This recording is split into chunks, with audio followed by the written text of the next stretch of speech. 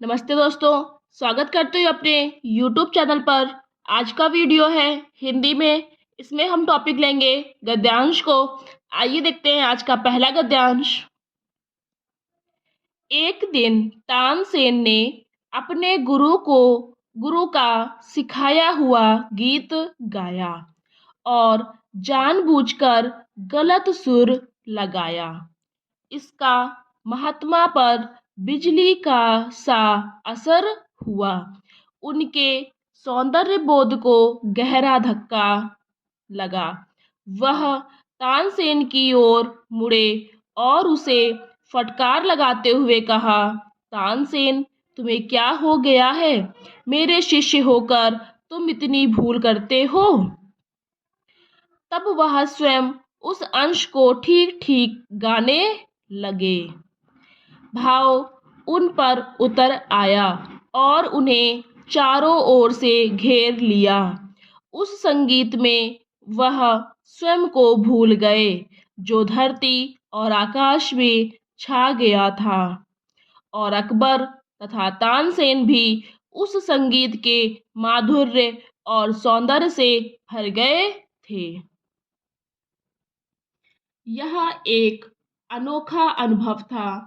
जब संगीत थमा तो अकबर तानसेन की ओर मुड़ा और बोला, तुम कहते हो कि तुमने इस संत से संगीत सीखा, किंतु लगता है कि तुम इनसे जीवंत सौंदर्य को नहीं सीख पाए। आत्मा को झकझोर देने वाले इस संगीत के सामने तुम्हारा संगीत भूसे सा लगता है। अब हम देखते हैं इसके क्वेश्चंस को। पहला क्वेश्चन है, इसका महात्मा पर बिजली का सा असर हुआ। यह महात्मा से तात्पर्य है। इसका महात्मा पर बिजली का सा असर हुआ, किसका हुआ था? ए ऑप्शन है अकबर का, बी ऑप्शन है तानसेन का, सी ऑप्शन है तानसेन के गुरु का, और डी ऑप्शन है कोई अन्य दरबारी का। तो जो तानसेन के जो गुरु थे, उन्होंने उनको संगीत सिखाया था, तो उन्हीं की बात कर रहा है कि उनका महात्मा पर बिजली का सा असर हुआ था। इसलिए महात्मा कौन थे? वो तानसेन के गुरु। इसलिए इसका सी ऑप्शन हमारा सही हो जाएगा। नेक्स्ट क्वेश्चन है, तानसेन के संगीत के लिए अकबर ने किस शब्द का प्रयोग किया? ए ऑप्शन आकर्षक, बी ऑप्शन रोमांचक, सी ऑप्शन झकझोरने वाला, डी ऑप्शन भूसा। तो तानसेन के संगीत के लिए अकबर ने किस शब्द का प्रयोग किया था? तो किसका किया था? भूसे का। देखिए ये लिखा हुआ है, आत्मा को झकझोर देने वाले इस संगीत के सामने तुम्हारा संगीत भूसे सा लगता है। इसलिए इसका आंसर क्या होगा हमारा? D option. अब हम देखते हैं नेक्स्ट क्वेश्चन को। तानसेन के गुरु ने उसे फटकार लगाई क्योंकि ए ऑप्शन है वह शास्त्रीय संगीत गा रहा था, बी ऑप्शन है उसने गलत सुर लगाकर गीत गाया, सी ऑप्शन है उसने गुरु को अपना बड़प्पन दिखाना चाहा, डी ऑप्शन है उसने ऐसा गीत गाया जो अवसर के अनुकूल नहीं था। तो तानसेन के गुरु ने उसे फटकार इसलिए लगाई थी कि जो उसने जो क्या किया था, जो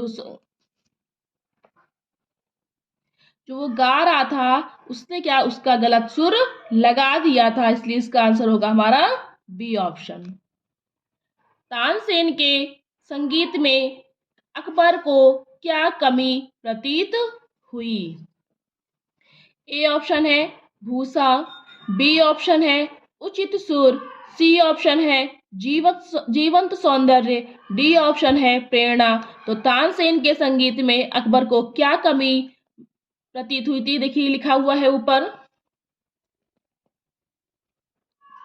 तुम कहते हो तुमने इस संत से संगीत सीखा, किंतु लगता है तुम इनसे जीवंत सौंदर्य को नहीं सीख पाए।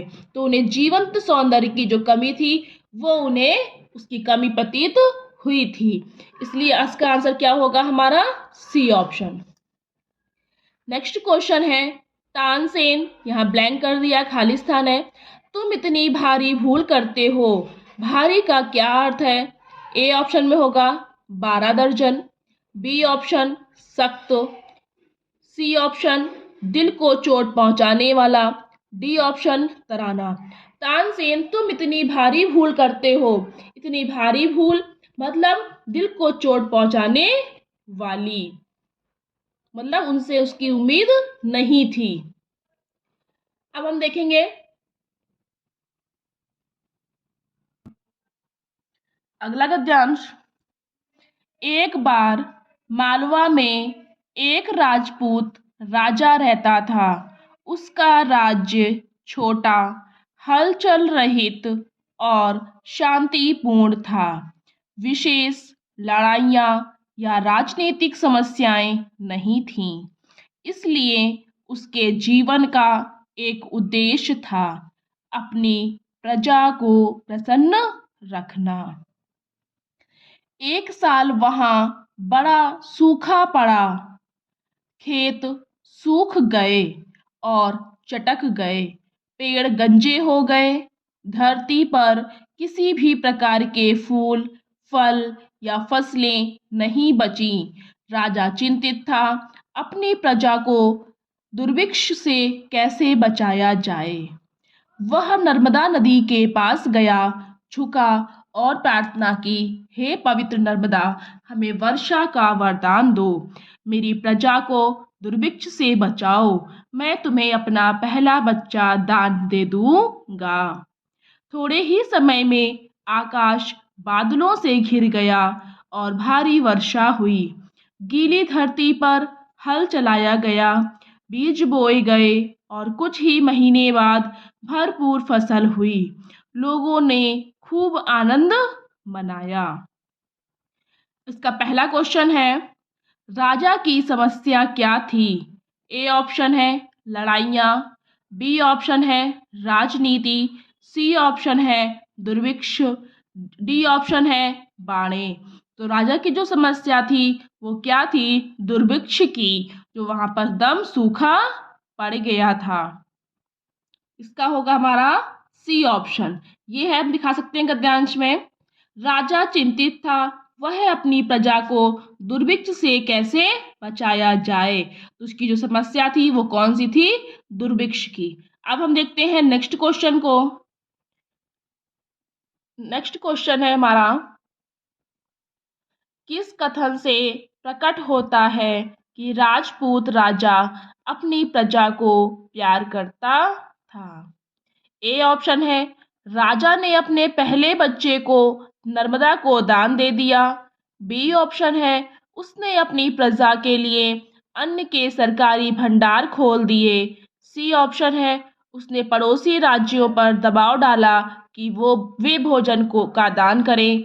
डी ऑप्शन है, भूखों को भोजन कराने के लिए उसने सहायता शिविर खोले। तो इसमें क्या होगा? राजपूत राजा अपनी प्रजा को प्यार करता था। वो किससे होगा? कि उसने कहा था कि राजा ने अपने पहले बच्चे को नर्मदा को दान दे दिया। इसलिए इसका ऑप्शन होगा हमारा ए।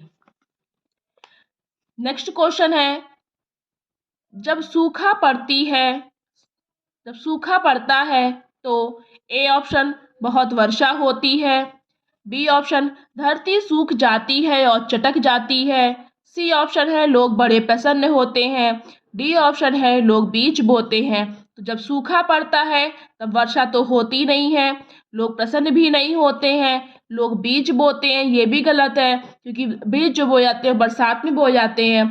इसका क्या होगा? धरती सूख जाती है और चटक जाती, किससे? सूखा पड़ने से, इसलिए इसका आंसर होगा हमारा बी।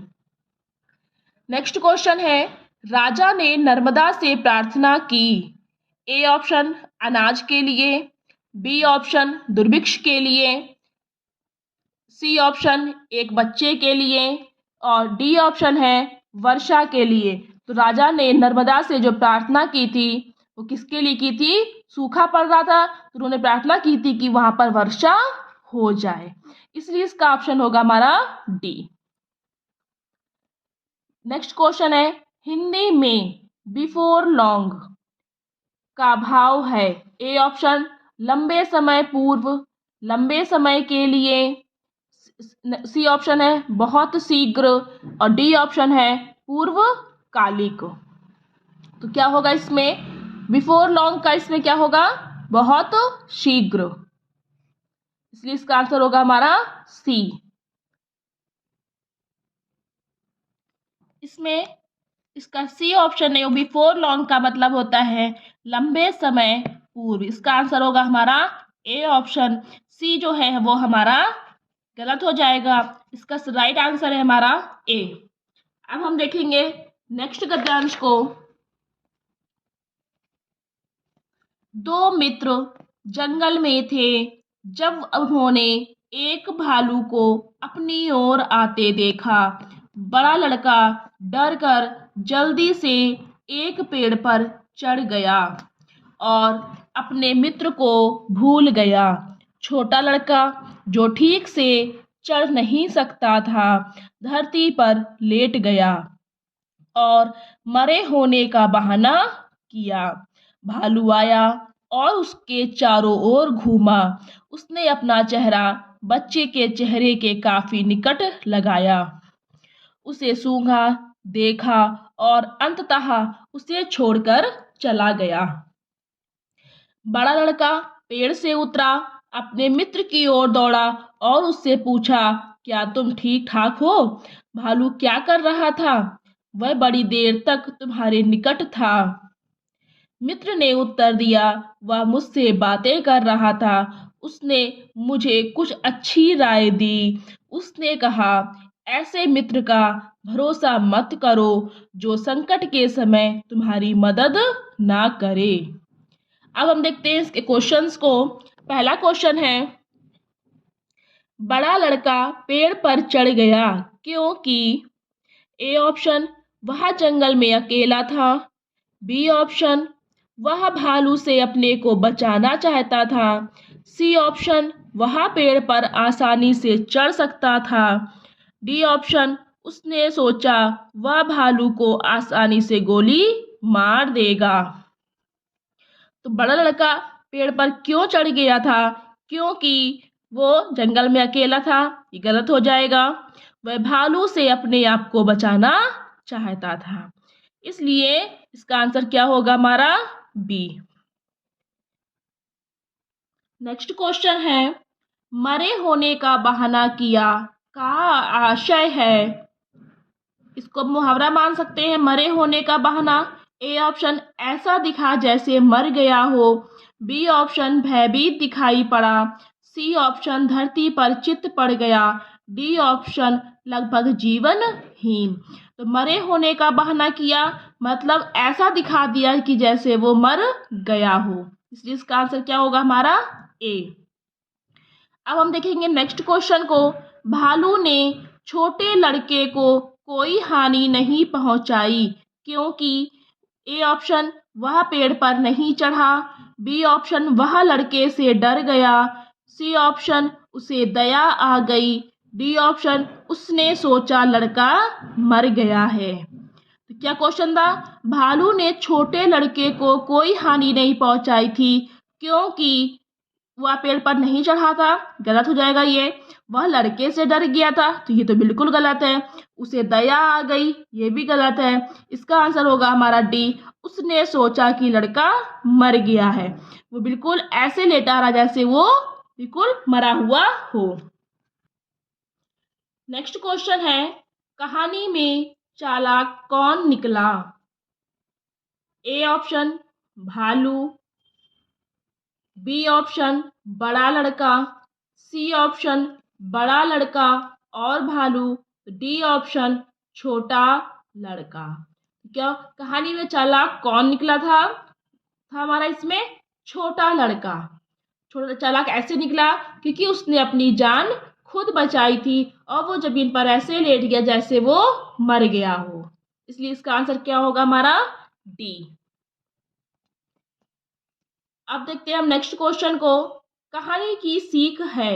ए ऑप्शन जो संकट के समय धोखा ना दे वही सच्चा मित्र है, बी ऑप्शन जो अपने हितों की रक्षा करे वही सच्चा मित्र है, सी ऑप्शन जो सदा मीठा व्यवहार करे वही सच्चा मित्र है।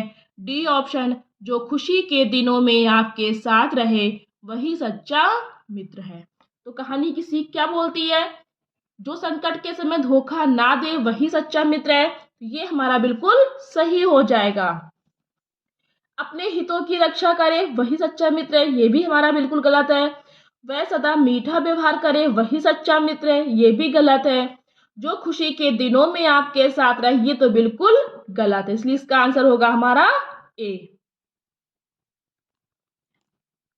अब देखते हैं हम अगले गद्यांश को। 6 नेत्रहीन व्यक्ति थे। उन्होंने हाथी को कभी नहीं देखा था, किंतु वे जानना चाहते थे कि हाथी कैसा दिखाई पड़ता है। इसलिए वे यह पता करने के लिए एक हाथी के निकट गए। पहला नेत्रहीन हाथी के बगल से टकराया। उसने तुरंत कहा, जो पहला हाथ नेत्रहीन था वो हाथी के बगल से गया। फिर क्या कहा उसने? हाथी को दीवार की तरह का होना चाहिए। दूसरे नेत्रहीन के हाथी के दांत आए। वह चिल्लाया, मुझे विश्वास है हाथी भाले जैसा होता है। तीसरे नेत्रहीन के हाथ में हाथी की सूंड आई। उसने बड़े विश्वास से कहा, हाथी निश्चय ही सांप जैसा होता है। चौथे ने अपने हाथ फैलाए और हाथी की टांग को छुआ। उसने कहा, स्पष्ट है हाथी पेड़ के तने जैसा होता है। संयोग से पांचवें ने हाथी का कान छुआ। उसने कहा, मुझे विश्वास है हाथी पंखे जैसा होता है। छठे और अंतिम नेत्रहीन के हाथ में उसकी पूंछ आई। वह चिल्लाया, हाथी रस्सी के समान होता है। इसलिए ये नेत्रहीन बहस करते रहे। प्रत्येक ने कहा वही ठीक है, पर वास्तव में सभी गलत थे। अब हम देखते हैं इसके क्वेश्चंस को। पहला क्वेश्चन है, 6 नेत्रहीन लोग एक हाथी के निकट पता करने गए कि ए ऑप्शन, हाथी कैसा दिखाई देता है। बी ऑप्शन, हाथी की सूंड का आकार कैसा होता है। सी ऑप्शन, हाथी का रंग कैसा होता है। डी ऑप्शन, हाथी की पूंछ कैसी दिखाई पड़ती है। तो 6 नेत्रहीन लोग जो थे वो एक हाथी के पास क्या पता करने गए थे कि हाथी कैसा दिखाई देता है। ये हो जाएगा इसका हमारा ए ऑप्शन। हाथी की सूंड का आकार कैसा होता है, ये तो पहले अंधे ने पकड़ा था। हाथी का रंग कैसा होता है, ये किसी ने नहीं बताया। हाथी की पूंछ कैसी होती है, ये हमारा छठवें जो नेत्रहीन व्यक्ति था उसने बताया था। तो हाथी कैसा दिखाई देता है ये आपको हम गद्यांश में दिखा सकते हैं। ये लिखा है, वे जानना चाहते थे कि हाथी कैसा दिखाई पड़ता है। इसलिए वे यह पता करने के लिए एक हाथी के निकट गए। इसलिए इसका क्या हो जाएगा हमारा ए ऑप्शन। नेक्स्ट क्वेश्चन है, पहले नेत्रहीन को हाथी प्रतीत हुआ। ए ऑप्शन, एक भाला। बी ऑप्शन, पेड़ का तना। सी ऑप्शन, दीवार। डी ऑप्शन, पंखा। तो पहले नेत्रहीन को हाथी जो प्रतीत हुआ था भाले की तरह हुआ था, ये गलत है। पेड़ के तने की तरह हुआ था, ये हमारा चौथे आदमी ने कहा था। पंखे की तरह हुआ था, ये पांचवे ने कहा था। पहले हाथी ने कहा था कि जो हाथी है वो दीवार की तरह है, ये लिखा हुआ है। पहले नेत्रहीन हाथी के बगल से टकराया। उसने तुरंत कहा, हाथी को दीवार की तरह का होना चाहिए। इसलिए इसका जो आंसर होगा वो हमारा होगा सी। तीसरे नेत्रहीन ने कहा, हाथी सांप जैसा होता है, क्योंकि उसने छुआ। क्या छुआ था उसने? हाथी की टांग को। बी ऑप्शन में हाथी के कान को। सी ऑप्शन, हाथी के दांत को। और डी ऑप्शन है हाथी की सूंड को।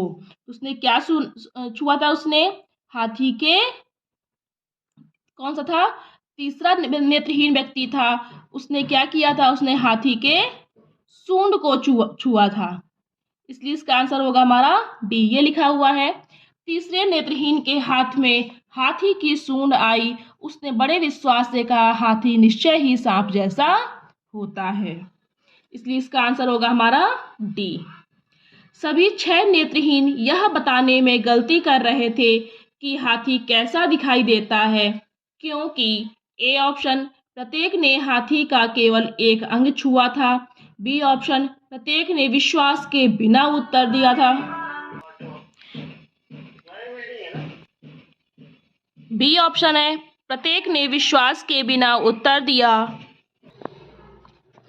सी ऑप्शन है उन्होंने अपने दृष्टिकोण पर बार बार बहस की, डी ऑप्शन है उन्होंने तय कर लिया था कि एक दूसरे का विरोध करेंगे। तो उन्होंने अपने दृष्टिकोण पर बार बार बहस की, ये भी हो सकता है, लेकिन ये गलत हो जाएगा कि उन्होंने तय कर लिया था कि एक दूसरे का विरोध करेंगे। लेकिन इससे पहले हम ए और बी को भी देखेंगे।